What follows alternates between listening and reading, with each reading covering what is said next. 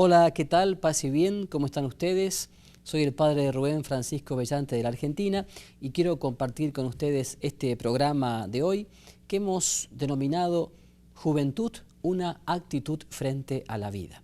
Vamos a descubrir qué significa ser joven y qué significan las actitudes. Ciertamente, de las decisiones que tomes cotidianamente, de las opciones que hagas cotidianamente, saldrá una personalidad, un estilo de vida. Queremos descubrir entonces cómo hay actitudes que realmente son negativas.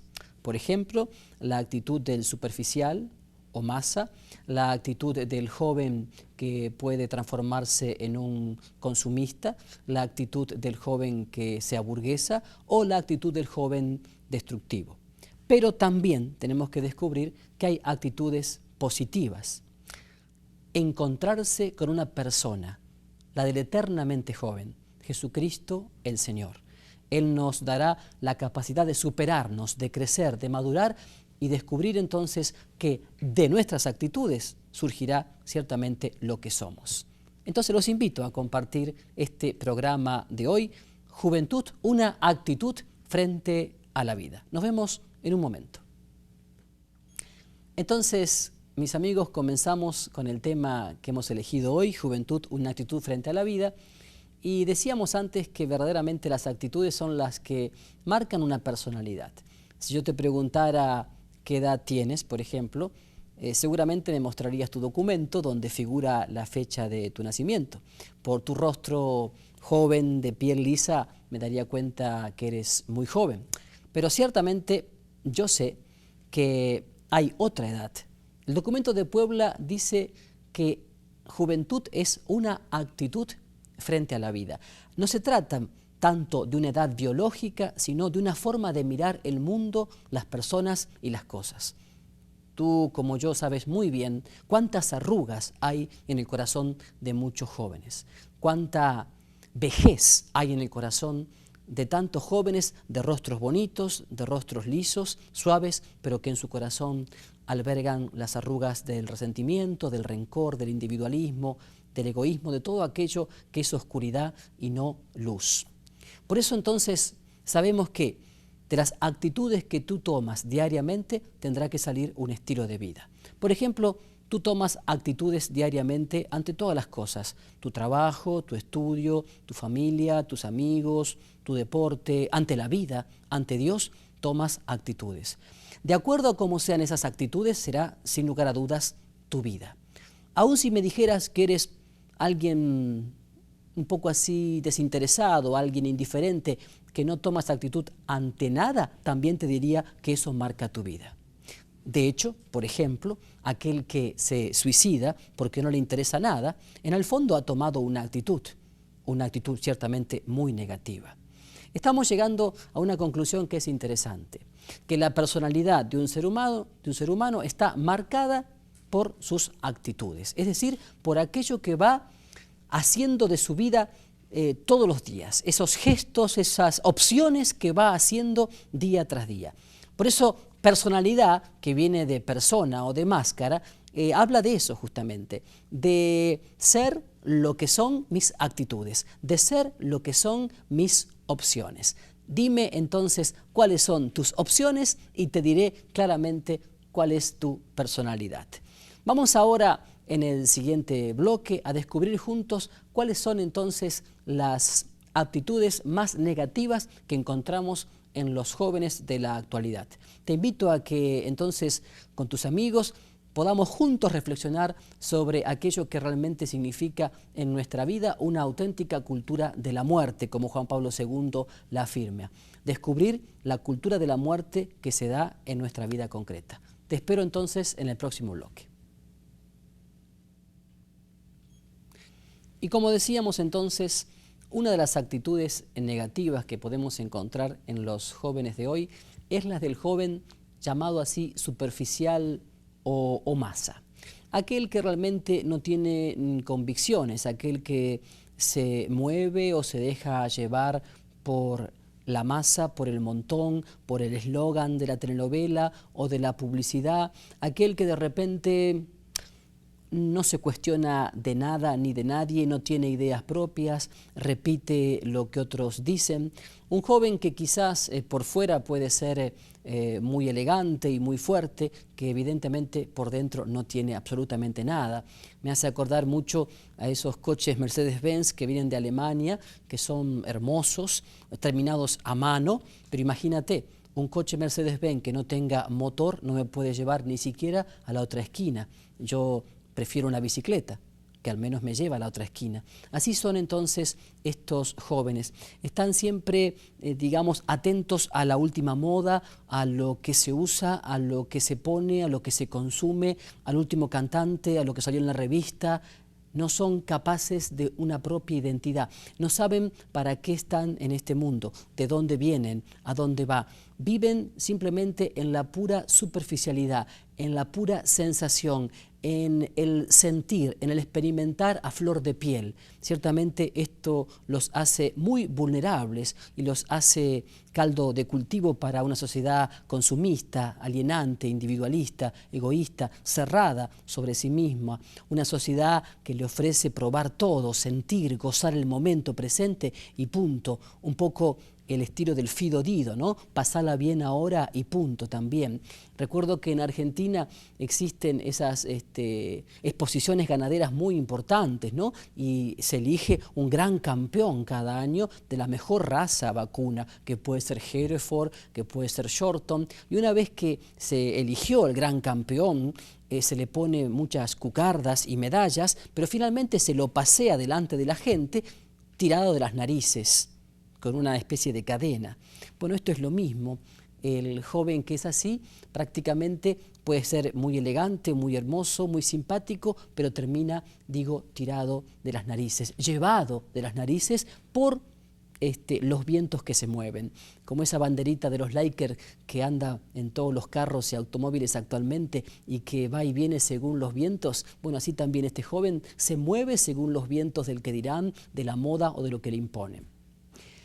En el otro extremo, digamos, está el joven que podríamos llamar racionalista, aquel que se cuestiona todo y de todo, a todo le busca la quinta pata, a todo lo divide, a todo lo discierne, pero en forma, yo diría, exagerada, de tal manera que pierde la espontaneidad, pierde esa sensación de poesía, esa sensación de libertad.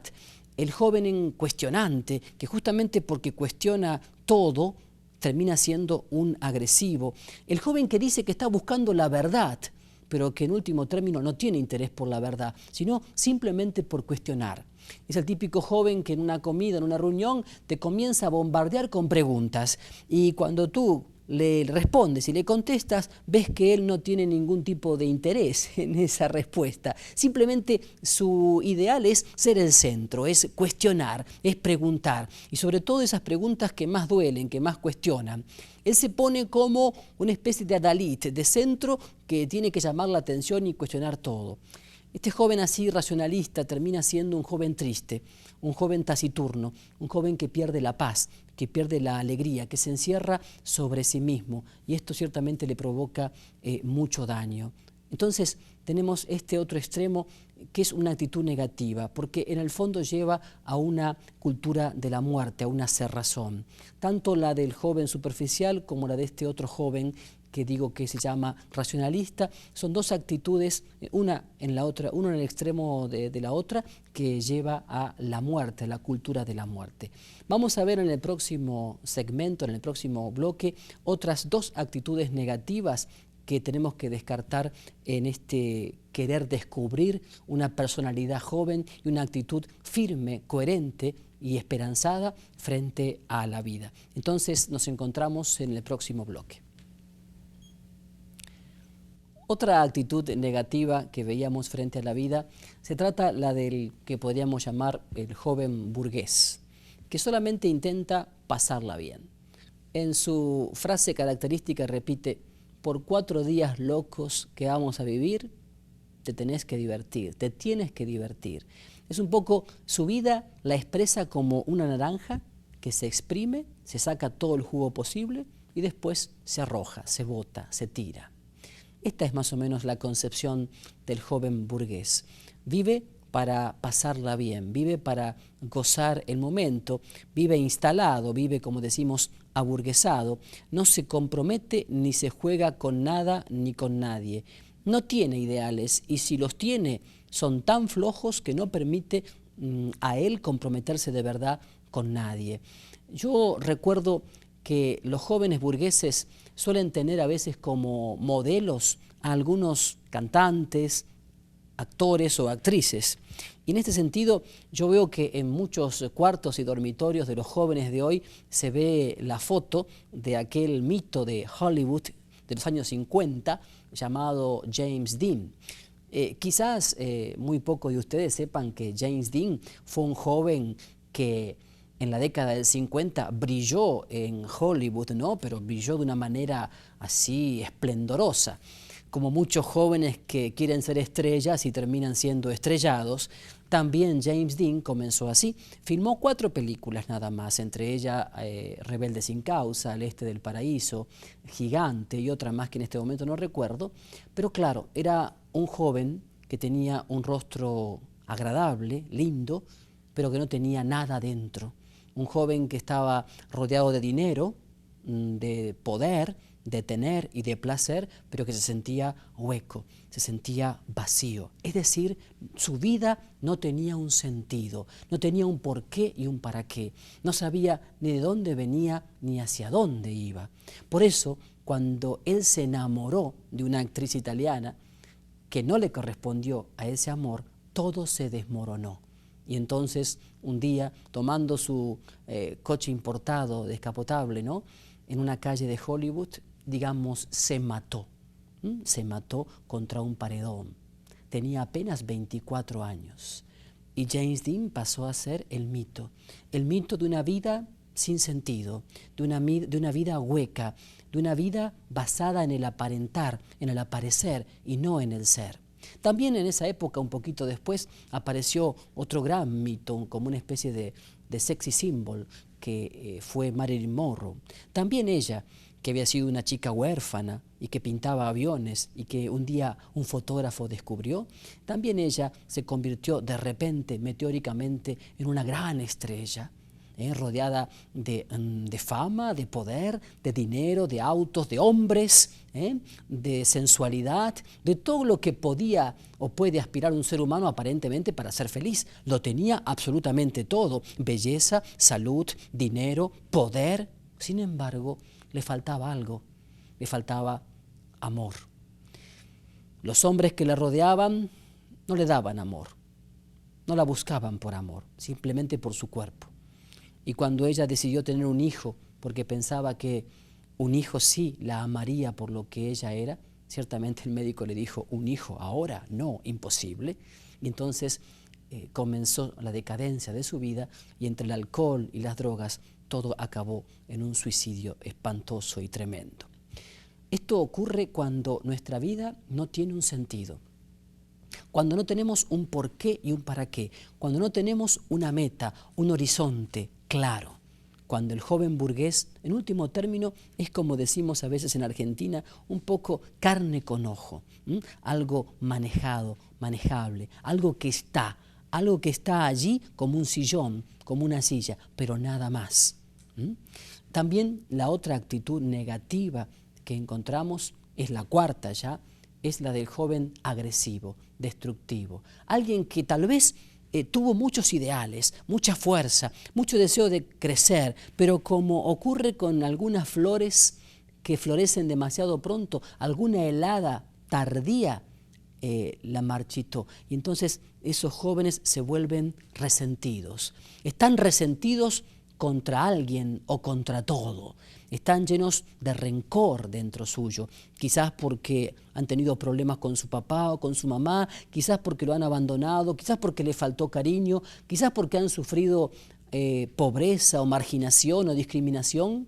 Lo cierto es que estos jóvenes se llenan de odio, de rencor. Son los jóvenes rebeldes, rebeldes sin causa, destructivos, agresivos en su forma de hablar, de pensar, de actuar.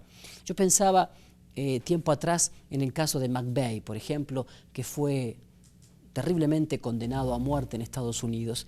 Este joven McVeigh era un joven modelo, un joven brillante en muchos aspectos. Hasta decidió enrolarse para la guerra y fue condecorado por el Estado porque fue un héroe de la guerra del Golfo. Ese mismo joven héroe preparado por el Estado para luchar y que fue condecorado porque mató, ese mismo joven del mismo Estado después lo saca del medio. ¿Por qué? Porque siguió en la suya, siguió con su misma actitud. Él fue preparado para agredir, fue preparado para destruir, preparado para matar, y ciertamente siguió en esa actitud y cometió ese terrible atentado donde murieron tantas personas. Entonces el mismo Estado que lo preparó para la muerte fue quien lo sacó porque molestaba a la sociedad. Me parece un caso bien claro, digamos, un ejemplo bien claro de lo que puede ser un joven agresivo, un joven violento, a veces no de hecho, pero sí, digo, de palabra, de pensamiento. Un joven donde nunca entra, por ejemplo, la alegría de vivir, la espontaneidad, la apertura a la poesía, a la belleza, a la creatividad, a la espontaneidad. Alguien que siempre está ahí latente, teniendo presente quién puede hacerle daño o a quién puede dañar. Un joven así no está siendo joven, está siendo viejo ya, viejo en vida. Es un cadáver deambulando por las calles. Esa actitud es negativa. Yo sé que muchas veces nuestros ideales, deseos y anhelos de nuestra vida se van congelando, se van perdiendo ante la realidad que es difícil y que es dura, pero nunca jamás eso debe permitirte o debe realizar en tu vida o debe hacer que tu vida se transforme prácticamente en una caldera a punto de estallar, en un volcán que va a hacer erupción en cualquier momento. Al contrario, eso debe encauzarse eso hacia la acción, debe encauzarse hacia la aceptación, debe encauzarse eso hacia una actitud de sublimar lo que no puedo cambiar y trabajar por lo que sí puedo cambiar. De lo contrario, como una momia, habiendo querido hacer tantas cosas y sin hacer absolutamente nada. Al menos intenta cambiar aquello que sí puedes cambiar, trabajando por lo que sí puedes cambiar. Esas son las 4 actitudes negativas que hemos visto. En el próximo bloque, que será el último, veremos cuál es la actitud positiva de un joven.